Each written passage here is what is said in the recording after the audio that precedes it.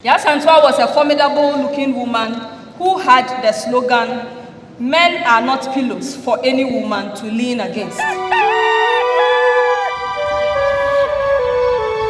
It's an honor to stand before you this morning to give my thoughts on war and diplomacy, especially from the perspective of women. There is an Akan proverb which says that Oba totua etrebe madeb. In 1874, an Elmina-born British envoy, Henry Blanche, made provocative threats to the Asante Kofi Kakari and the chiefs during the discussion of the British takeover of all Dutch concessions, including the Elmina Castle. Obviously irritated by this, the Asante Appiah retorted, "I am only a woman, but I would fight the governor with my left hand." These two statements mentioned above provokes an inquiry into an understanding of the place of women in Asante state military structure. How do we reconcile the Asante proverb mentioned with the above statement made by Nana Appiah? What specific roles did women play in the Asante military setup? In which ways did religious and cultural beliefs hinder women from full participation in state war machinery? The 18th century were times of state union, expansion, consolidation for the Asante, and a constant feature which facilitated this process was war. Asante embarked on wars for political, economic, and ideological purposes. Analyzing the etymology of Asante, linguists equate the name Asante with war. Kwejo Osei, a known historian, gives two traditions to this effect. The first states that Asante emanates from the name Esan, which simply means war. So it is Asante-4 is the corrupted form of Esa Enti-4. The second tradition also states that Asante was a vassal of Dentra, and Asante used to supply Dentra with red clay, which was known as Esan, used for building of houses. The people became known as Asante-4, which was corrupted to become Asante-4. It is essential to iterate here, especially joining into the conversation of Edu, who states that war essentially elevated men over women. After the Battle of Eyase, Nana Osei Tutu I divided the states politically into different military duties. There was the Adontin, Trafo, Benkum, Nifa, Chidom, Jase, and the Ankobia. All these positions were occupied by men. Though theoretically, the Ohima, that is the co-ruler of the Ohene, could serve as the head of state in the absence of the king. I am then moving on to look at women in the founding of Asante. It is important to highlight the role played by the female ancestresses in the founding of Asante. The Oyoko tradition indicates that Anchewenyame and her people descended from the sky near Esiakwa in Achimebuakwa. There is also another tradition which indicates that they descended near Asante Manso. Similar traditions are given by other Matri clans, including Nyankopon Gueshia for the Bretu, Aso Bode for the Asuna, Amena Jata for the Asenie, and Sena Fontom for the Eduana. This explains the matrilineal system and why the genealogical descent is traced through the female line. At the core of the socio-political organization was the Abusia, headed by the Abusia Penyi and the Oba Penyi. The Ohene and Ohima at the highest level of state organization played complementary roles in leadership. The political status was conferred by the Ohima, who also served as the royal genealogist to determine the legitimacy of claims made to any vacant stool. And this accounts for the Akan proverb, Oba na Owo Ohene. We are moving on then to look at women and war. Women played crucial roles in war politics in Asante. Nevertheless, their roles are largely ignored and underrated due to Asante's religio-cultural beliefs attached to war and gender. It is important to emphasize that childbearing women did not engage in frontline warfare, not because of their physical inadequacies, but because of the fear of menstrual contamination.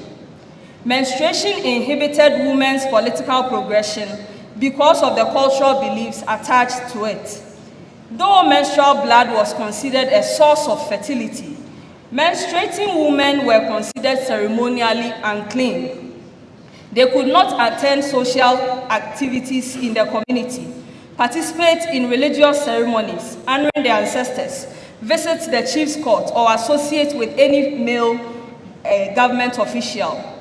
Menopausal women, however, were free from these menstrual taboos, enabling them to take part in ritual, social, and political activities.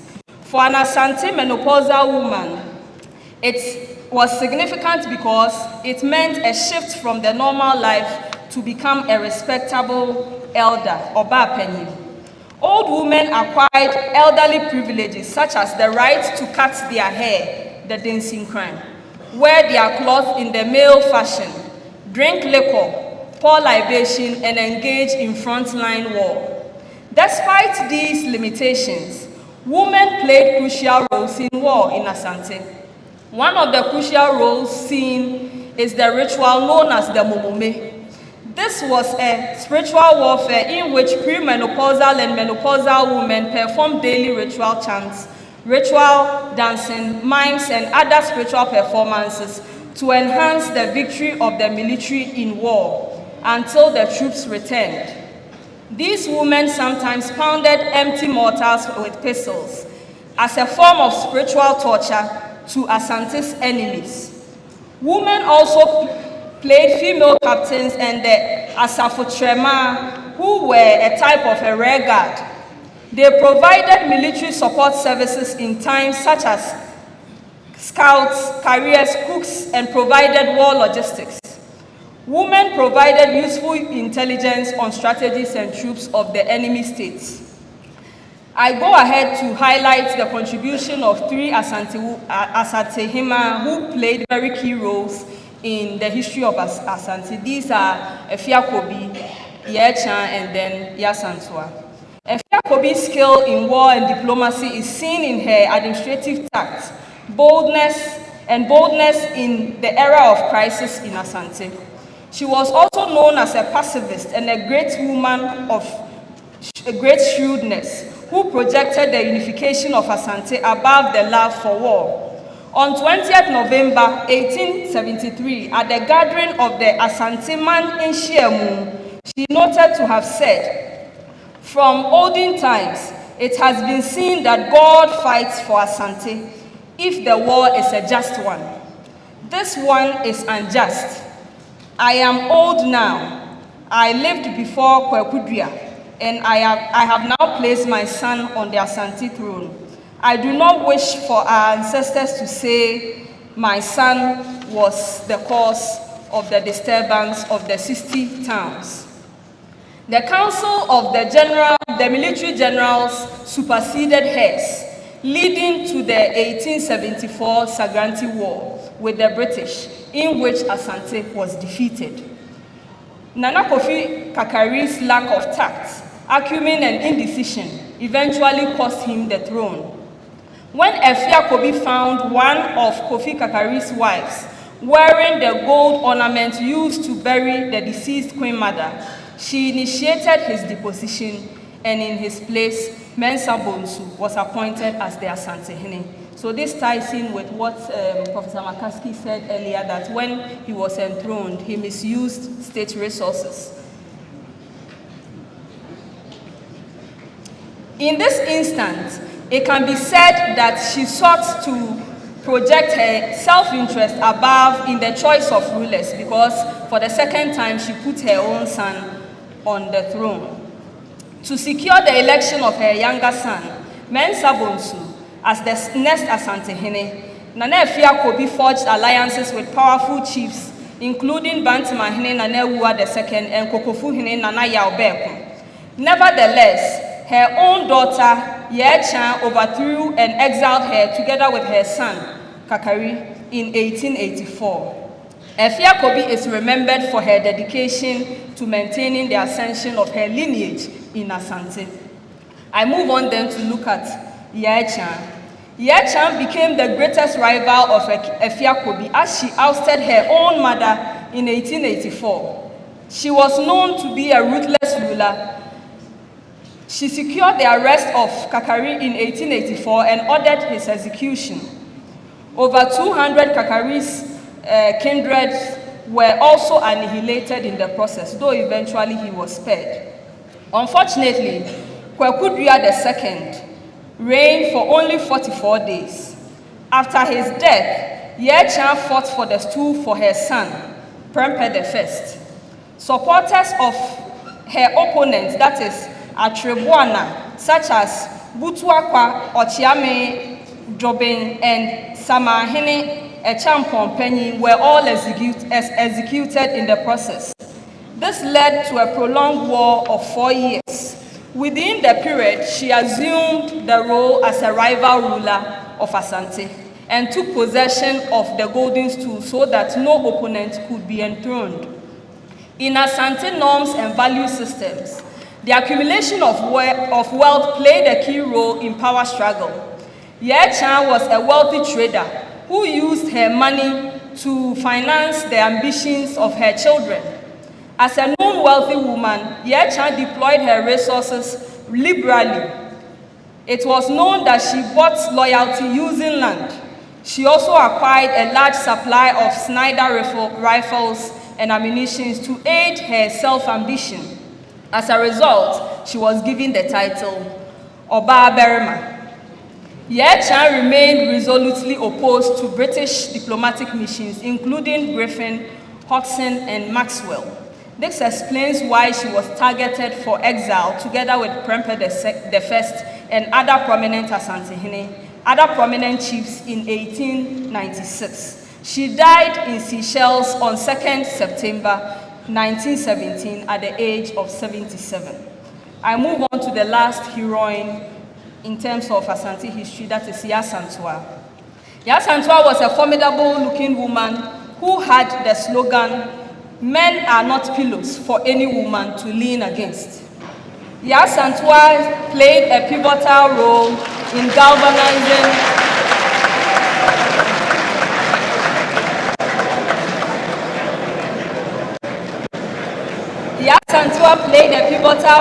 galvanizing the Asante into action by challenging male impotency in a time of national crisis.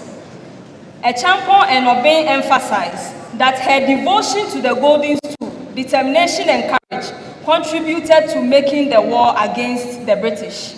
When her grandson, Nana Kwesi Afrane, the Jesuhene, was exiled, together with Prempeh I, by the British, she openly challenged the demands made by Sir Frederick Hodgson for the golden stool. Her devotion for the golden stool and determination contributed to the siege and guerrilla war from April to November 1900. This contributed to her famous statement, "How can a proud and brave people like the Asante sit back and look whilst the white men took away the king and the chiefs and humiliated them with a demand for the golden stool? The golden stool only means money to the white man. They have searched and dug everywhere for it. I shall not pay one prejan to the governor. If you, the chiefs of Asante, are going to behave like cowards and not fight, you should exchange your loincloths for my undergarments."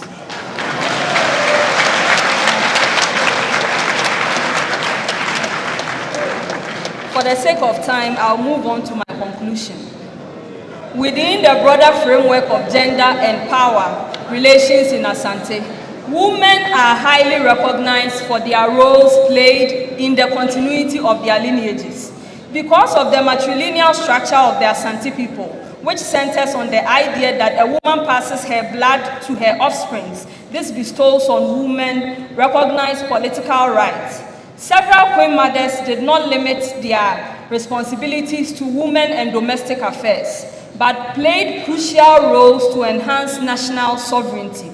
These Queen Mothers highlighted, defied gender stereotyping to shape Asante social and political institutions and prove the capability of women despite the religio-cultural ascribed biological limitations as compared to men. In conclusion, while women served limited roles in Asante Army due to customary disqualifications and the fear of menstrual taboos, upon reaching menopause, they assumed war politics together with men. As we celebrate the 150 years since the Sagranti War occurred, it is important that we remember heroines of history, including Appiah, Ya Echan, and Ya Asante. I guess I will lastly play the devil's advocate here in probing the unsung stories of women. I wonder what the story would have been if these women had told their own stories. Had Ya Asante or Ya Echan been lettered or Western schooled, and had they similar avenues as Nana Ajiman Prempeh I while in exile, what stories would they have written about women and war? This leaves much to be desired. And I'll end by saying that as women, it bestows on us to go ahead and write our own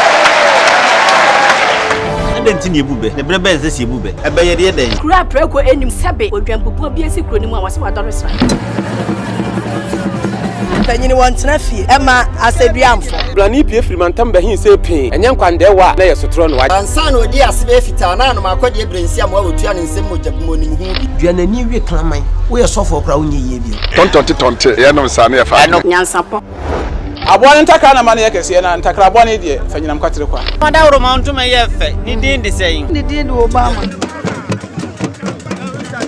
akola wa no so pese utrimu usuma ense bratam se fanfam ne honhon hia na America sa sebe ka ya twa ni mu nyame nai ebu afa so enye de ya twa ni mu twa nyame